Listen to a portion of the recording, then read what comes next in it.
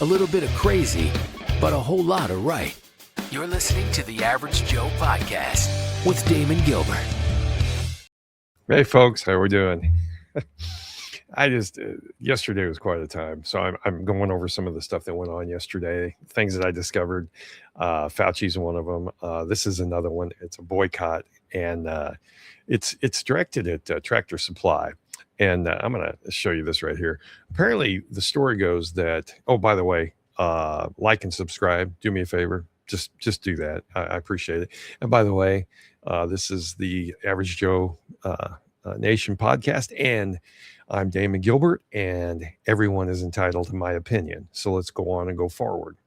Here's the deal. The story goes that a hot dog vendor somewhere in the United States, I think it was Ohio, I'm not 100% sure, but it was in the Midwest somewhere, because that's usually where Tractor Supply operates out of.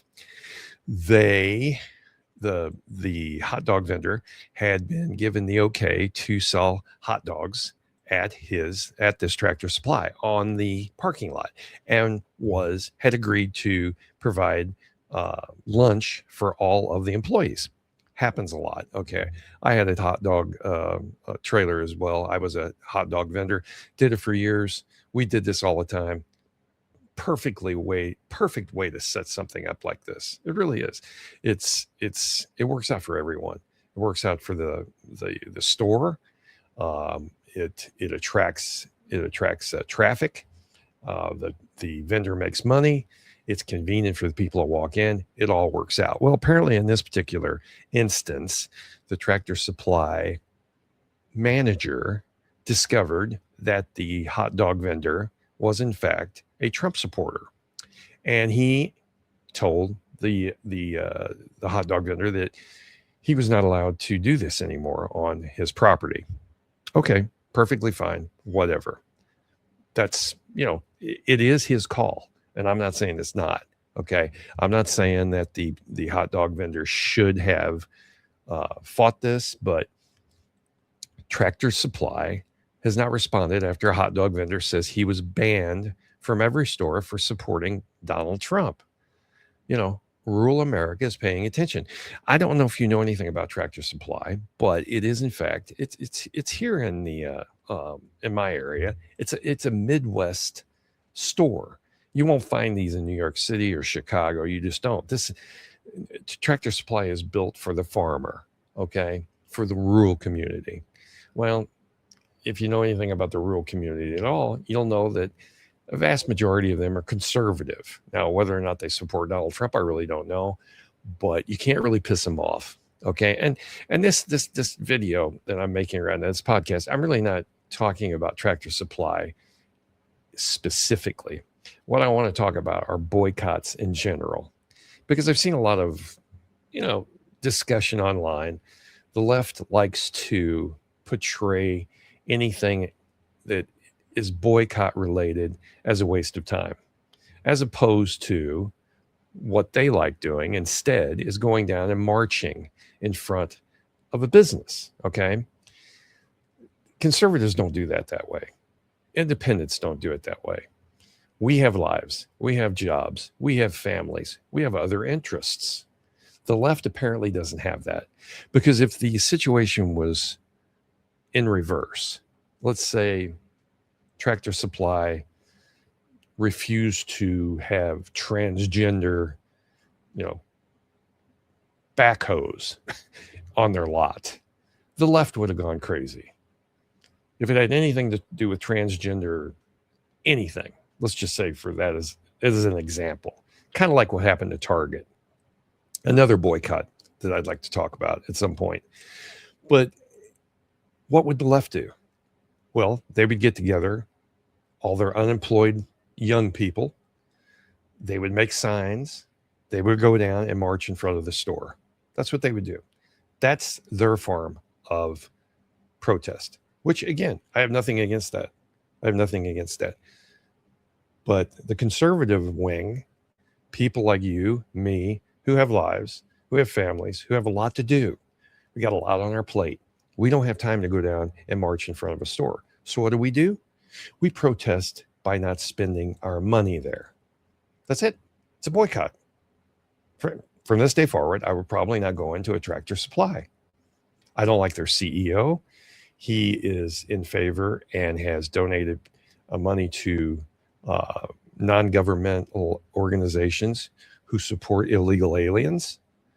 He looks kind of like a dweeb. I'm not even going to show a picture of him. I don't care for the guy. Okay, he looks like George Soros's son. So give you an idea. He's not exactly the man's man. Irregardless, the point is, he's made a statement, and now it's out in the public. So we, as consumers, have the ability to not spend our money there. Okay? Now, here's the problem. Here's when we get into the trouble. The left, the lunatic left especially, will claim that many of the boycotts that have been organized against, I guess, large corporations by the right have failed. Now, the problem with that statement is that is not ultimately true. See, when we boycott a company, say in this case, say we're going to boycott Tractor Supply, say we're going to boycott them. Does that mean that I want Tractor Supply to go out of business? No, I really don't. I'm not in favor of that. Not at all.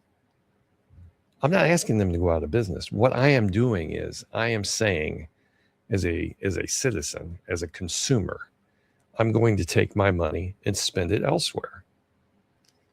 And there are other places to spend your money that sell the very same things that Tractor Supply sells.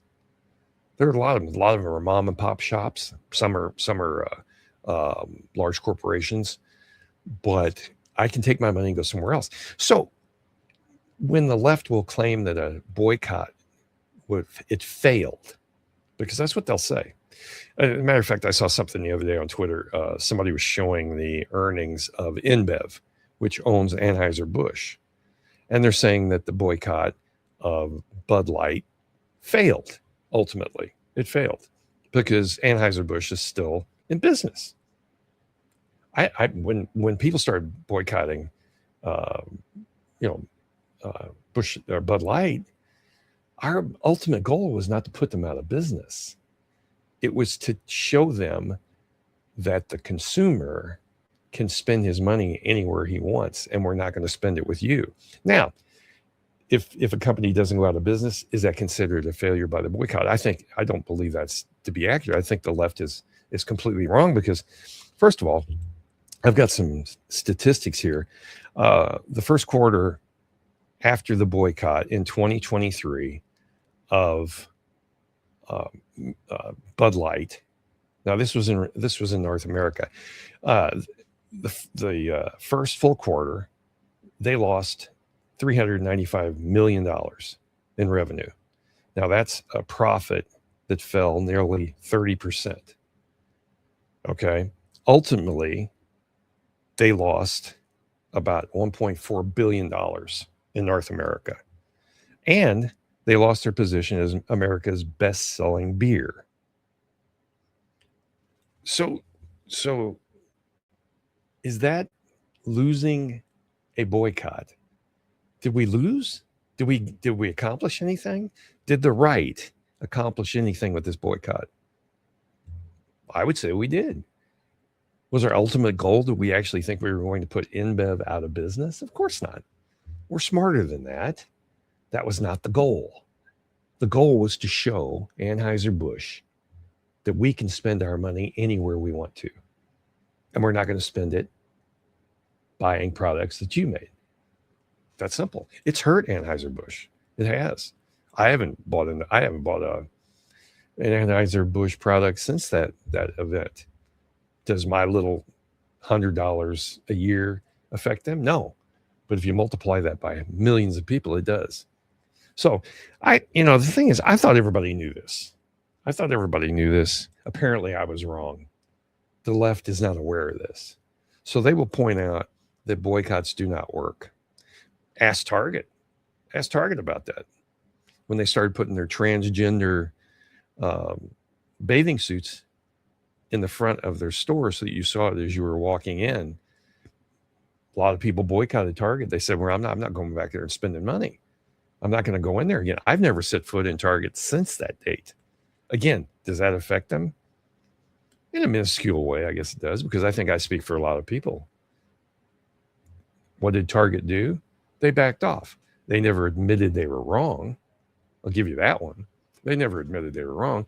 They just said, well, things have changed and we're not going to do this. And they quietly got rid of that whole operation.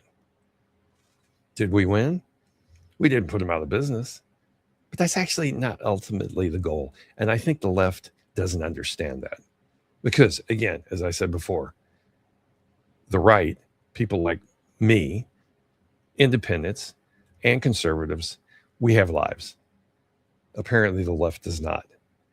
All they think is we have to attack these people. When they disagree with someone, what do? They try to erase you. They try to take you and destroy your life. That's what they do. We, on the other hand, we've got things going on in our lives. We don't have this kind of time. We just stop spending money there. It's a very simple concept. And I don't know why the left can't grasp that. I really don't. It's a mystery. I don't get it. So anyway, that's my thought on that. You guys have a good day. Remember, like and subscribe, and I'll see you next time. And remember this, everybody's entitled to my opinion. Have a good day. Peace out.